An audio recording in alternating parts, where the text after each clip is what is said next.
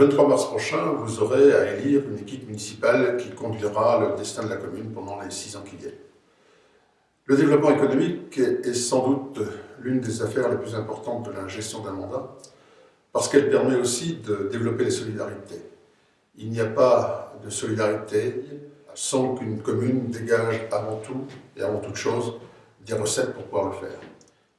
Pour les années qui viennent, ce développement économique devra s'articuler autour de plusieurs axes. Bien sûr, conforter le rôle de la communauté de communes dans la gestion et le développement des zones d'activité. La zone d'activité de la Saint-Mathieu est en plein renouveau.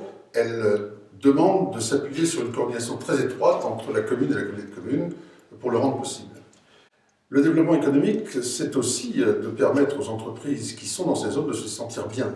Se sentir bien, c'est d'avoir du logement pour leurs employés, c'est d'avoir ce que nous faisons par nos programmes de logement que nous développons tant en route de Champagne que demain sur la zone de la Prévôté.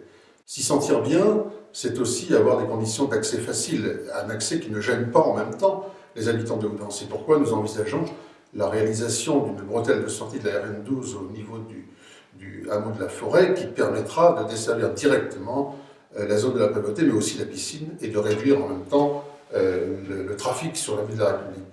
Faciliter la vie des entreprises, c'est aussi leur offrir le maximum de services à proximité. Et à ce niveau-là, le tissu des artisans et des commerçants de Houdan et du pays houdanais est un facteur d'attractivité supplémentaire. Faciliter le développement économique aussi, c'est amener une nouvelle clientèle, notamment par le développement du tourisme. Le tourisme, c'est aussi une obligation finalement de développer son patrimoine, de le remettre en état.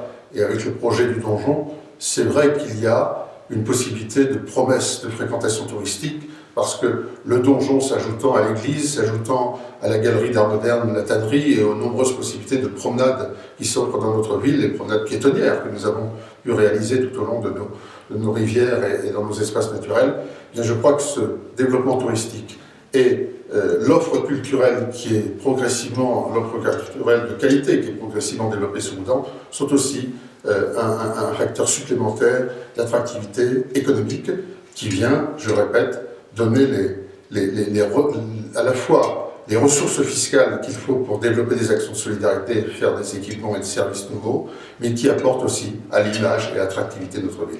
Alors, pour toutes ces raisons, le 23 mars, donnez-nous une majorité la plus large possible pour que nous puissions continuer à conduire les affaires de la commune.